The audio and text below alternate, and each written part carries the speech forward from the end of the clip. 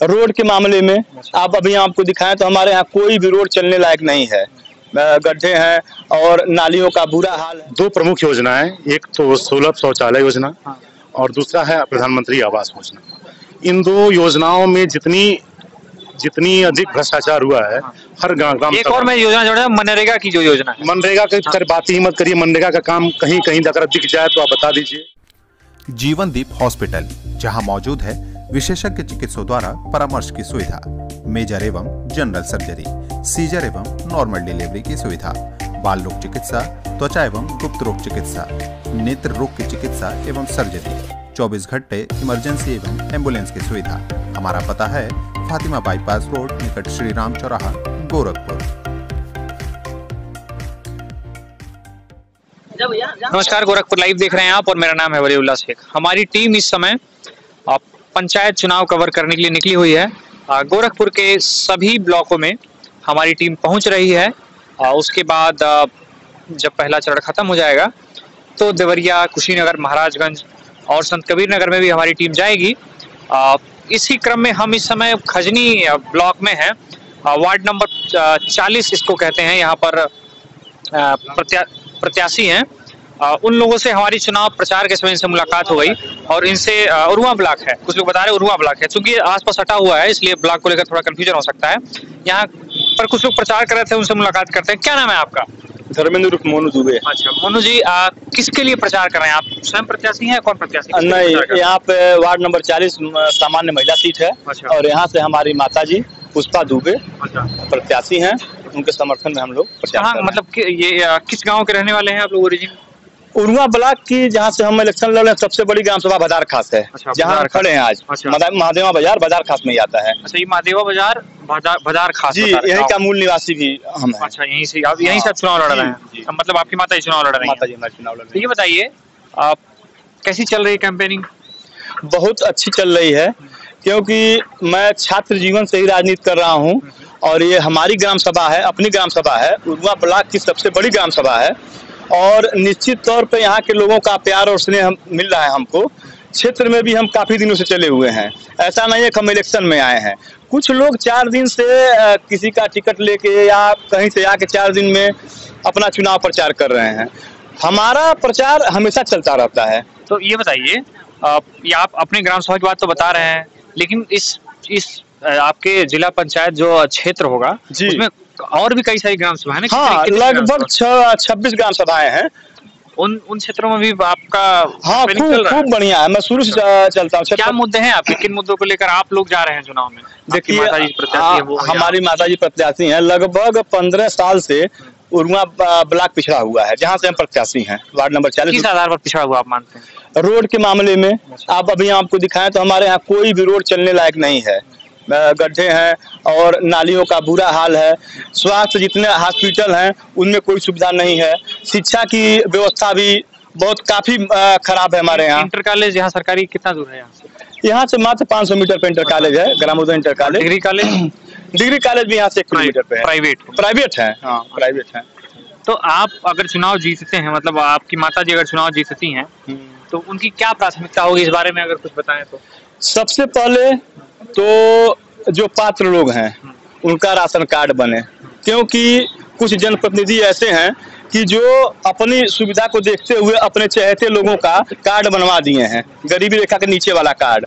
और पात्र लोग क्योंकि वो अकेले हैं, उनको कोई देखने वाला नहीं है, उनका मतलब जिसकी पैरवी है उसका काम हाँ उसका काम हुआ है और जिसकी नहीं है उसका नहीं हुआ। तो सबसे पहले हम पात्र लोगों की व्यवस्था करेंगे कि उनको सारी सुविधाएं सरकार की मिले।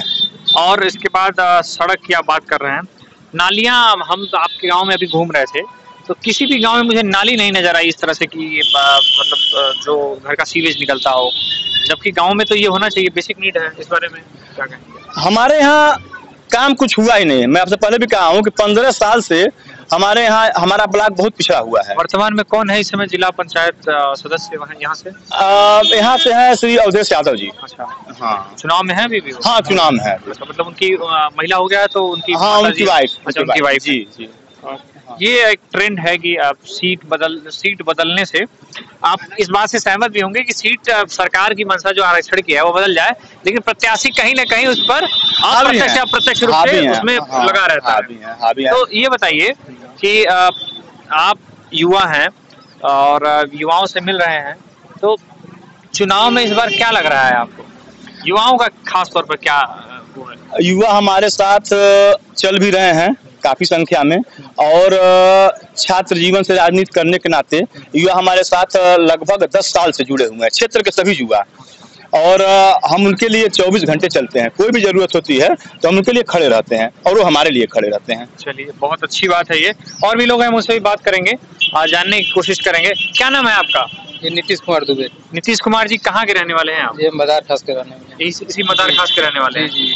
तो ये बताइए, आपके गांव में या फिर इस जिला पंचायत सीट पूरे हम बात करें, काम वाम हुआ है पिछले दिनों कुछ? जी, उरुआ ब्लॉक का सबसे बड़ा ग्राम पंचायत है ये बदार खास। अच्छा। लेकिन यहाँ पर काम बहुत जीरो है, मान के चलिए। अच्छा जी, यहाँ पर बहुत ही रोड की गलियां वलियां एकदम, रोड जो है यहाँ पे टूटे उठे हुए हैं। कई गाँव में हमने स्ट्रीट लाइट लगी थी। अच्छा। हर गाँव में हर खंबे पे लगी थी, लेकिन मुश्किल से 1 महीने नहीं चल पाई और बंद हो गई। तब कितना दिन हुआ लगे हुए उसको? अभी 2-3 महीने पहले लगी थी। फिर 2-3 महीने लगी और अभी खराब भी हो गई? हाँ जी। इतनी जल्दी? जी, उसका रख रखाव कुछ नहीं है, सब बंद पड़ी है। आप देख सकते हैं, रात में आइए कभी तो देख लेंगे आप नजारा। मतलब अंधेरा दिखता है पूरा? पूरे गांव में अंधेरा है। अच्छा, ये जब लॉकडाउन लगा था जी, तो गांव से जो बाहरी शहरों से लोग आए थे, मतलब दिल्ली मुंबई से तमाम लोग आए थे, तो उनको राशन वासन की व्यवस्था थी आपके गांव में? आपकी तरफ व्यवस्था हुई थी? उस समय तो हम मुंबई में थे। अच्छा, जी, हम वही मुंबई में लॉकडाउन में फंसे हुए थे। यहाँ पर चुनाव आप कब आए यहाँ? चुनाव के आए हैं? नहीं, पहले ही आए हैं। उस समय लॉकडाउन में हम गए थे मुंबई, तो वहाँ फंस गए थे। अच्छा। तो अभी आए हम लॉकडाउन के बाद। और भी लोग हैं, उनसे बात करने की कोशिश करेंगे। क्या नाम है आपका? प्रभात दुबे। आप कहाँ के रहने वाले प्रभात जी? बदार खास के रहने वाले। यहीं के रहने वाले हैं? जी जी। ये बताइए, ये लोग कह रहे हैं गांव में कुछ काम वाम नहीं हुआ है, सही में नहीं हुआ है क्या काम? नहीं, बिल्कुल भी नहीं हुआ जी। किस आधार पर? कौन आप? अच्छा, यहाँ का प्रधान कौन है? यहाँ के प्रधान चंदन गुप्ता हैं। अच्छा, उन्होंने काम वाम कराया है? नहीं, कुछ नहीं कराया उन्होंने, भी कुछ काम नहीं कराया।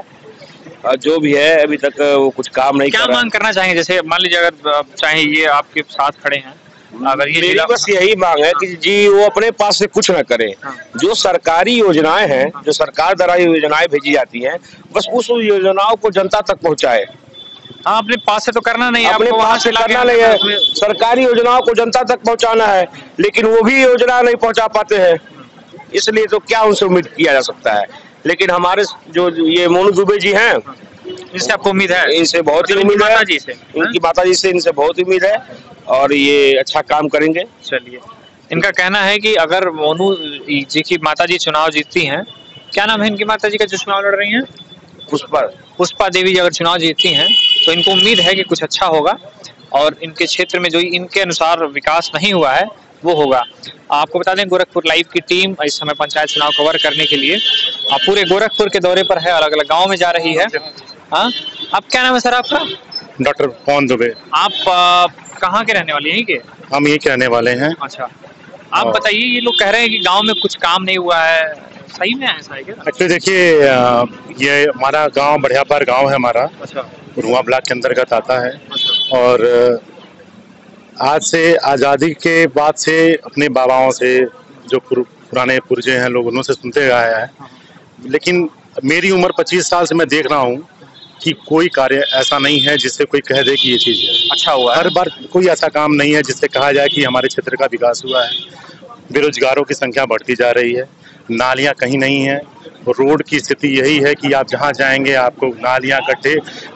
हम खड़े उधर देखिए, आपके सामने मेन रोड पे ही बड़ा सा गड्ढा है, पानी चल रहा है। समस्याएं हैं। स्वास्थ्य की बात करें आप, स्वास्थ्य की बात में कहीं भी कोई समस्या। सरकारी चिकित्सा केंद्र यहाँ से कितना दूर होगा? सरकारी स्वास्थ्य केंद्र यहाँ पर जो है 4 किलोमीटर दूरी पे है। डॉक्टर बैठते हैं? क्या बैठते हैं, आप उनका एक बार ले तो आपको अच्छा रहेगा। लेकिन ये है, मैं चूंकि मेरा प्रोफेशन खुद है, मैं डॉक्टर खुद हूँ, मैं प्राइवेट प्रैक्टिस करता हूँ, ये पीछे मेरा हॉस्पिटल है। लेकिन मैं इस पे कमेंट नहीं करना चाहूंगा क्योंकि इससे आपको है, आप पत्रकार हैं, आप खुद जाके पता करें कि बैठते हैं कि नहीं बैठते हैं। अगर वो सुविधा होती तो वो मेरे पास नहीं है। ठीक है, सही है। अच्छा, ये लॉकडाउन के समय मैक्सिमम लोग जो गाँव बाहर से आए थे, उनके राशन व्यवस्था की सरकार ने की थी। कई जगहों पर ऐसी शिकायतें मिल रही हैं कि प्रधान ने पक्षपात किया, जो उनके वोटर थे या मतलब बीडीसी के जो मेंबर ऑफ बीडीसी थे या फिर जिला पंचायत के जो लोग सदस्य थे, उन लोगों ने पक्षपात किया और जो लोग उनके वोटर थे, क्लियरली वोटर थे, उनको जो है वरीयता दी। और ऐसा आपके भी संज्ञान में है क्या कुछ? बिल्कुल, आप दो प्रमुख योजनाएं, एक तो सुलभ शौचालय योजना और दूसरा है प्रधानमंत्री आवास योजना। इन दो योजनाओं में जितनी अधिक भ्रष्टाचार हुआ है, हर गांव एक और मैं योजना जोड़ रहा हूं, मनरेगा की जो योजना है। मनरेगा की बात ही मत करिए, मनरेगा का काम कहीं कहीं अगर दिख जाए तो आप बता दीजिए। ठीक है, पंचायत चुनाव में जो 3 सबसे बड़ी योजनाएं हैं जिन पर सबसे ज्यादा भ्रष्टाचार का आरोप लगता है, वो है आवास योजना, शौचालय योजना और मनरेगा योजना जी। और जब तक है मेरे यहाँ से कभी कोई चुनाव नहीं लड़ा, हमेशा हम लोग जनता के बीच रहे हैं, अपने स्तर से जितना सहयोग हुआ किया है हमारे बाबा जी। और उन्होंने सोचिए कि मतलब हमारे इस क्षेत्र में कहीं विद्यालय नहीं था, उसका नाम उन्होंने ग्रामोदय इंटर कॉलेज आज यहाँ पे जो स्टेब्लिश है, एकमात्र सरकारी स्कूल है जहाँ कक्षा 1 से 12 तक के बच्चे पढ़ाई करते हैं। हमने खुद अपनी एक जमीन देके 13 डिसमिल जमीन मैंने खुद खरीदी है और प्राथमिक विद्यालय बढ़ियापात द्वितीय, जिसे आपने उसके लिए दान दिया। ये काफी अच्छी पहल है, अच्छी पहल और है। जितने भी नेता आज तक मैंने देखे क्षेत्र में, चाहे विधायक की बात करूं, चाहे सांसद की बात करूं, चाहे किसी स्तर की बात करूं, वो जनप्रतिनिधि हैं। वो 1 माह के लिए, 2 माह के लिए जनप्रतिनिधि होते हैं, चुनाव के बाद वो 5 वर्ष के लिए बोलेरो, स्कॉर्पियो, फॉर्च्यूनर की गाड़ियों में बड़े आदमी में घूमते हैं। और इन चीजों का खामियाजा केवल कौन भुग रहा है? आम जनता। लेकिन यही जनता तो वोट देते समय इस बात का ख्याल नहीं रखती है ना। आपके पास ऑप्शन कहाँ है? नहीं, अच्छा जैसे आप हैं, जैसे आप ऑप्शन बन रहा है तो ऑप्शन पे लोग ध्यान दे रहे हैं। जैसे आप, आखिर मुझे वो अच्छे आदमी आप क्यों नहीं हो सकते? आज के समय में हमारे भाई साहब हैं धर्मेंद्र दुबे, उन्हें चुनाव लड़ने की जरूरत क्यों पड़ी? एक ऑप्शन देना चाहते हैं, एक विकल्प देना चाहते हैं। स्थिति यह है कि जो जनप्रतिनिधि हैं वो या तो थाने के दलाल हैं या तहसील के दलाल। हम एक आम नागरिक हैं, अगर हम किसी काम को कराना चाहेंगे तो 4 महीने नहीं होगा, और उस काम को कराना चाहें 2 दिन में करवा। अभी हम इसके पहले एक यहीं पास के गांव गए थे, वहाँ इतनी मोटी मोटी कागजों की फाइलें लिए लोग घूम रहे हैं कि भ्रष्टाचार के इतने आरोप हैं, और ना तो प्रशासन सुन रहा है, ना तो प्रधान सुन रहा है, ना तो पुलिस वाले सुन रहा है। यह देखिए, हर एक नागरिक को जागना पड़ेगा। ठीक है, आवास और ये शौचालय, ये दोनों पे भ्रष्टाचार बहुत ज्यादा है, हर प्रति गाँव में है। या आप मुझसे अधिक आप जानते होंगे, क्योंकि मैं एक गाँव में जाता हूँ,